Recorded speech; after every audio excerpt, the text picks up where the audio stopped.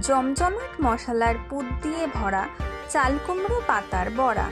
কিছু পাতা কেটে ধুয়ে পরিষ্কার করে নিয়েছি। এবার আমি পাতাগুলোকে নুন জলে ভিজিয়ে দিচ্ছি। পুরটা একদম রেডি হয়ে গেছে। এবার ভরে নেব।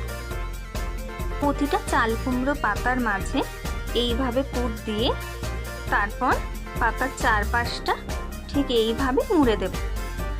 ব্যাটার রেডি হয়ে গেছে। এগুলোকে উল্টে পাল্টে ভেজে নেব। এগুলো ভাজা হয়ে এসছে, দেখতেই পাচ্ছেন এগুলো ফুলে উঠেছে। এবার পাতাগুলো নামিয়ে নেব। দেখুন আমাদের পাতা একদম ভাজা হয়ে গেছে। এবার এটাকে মাঝ বরাবর ভেঙে আপনাদের দেখাচ্ছি যে ভেতরের স্টাফিংটা কি সুন্দর লাগছে।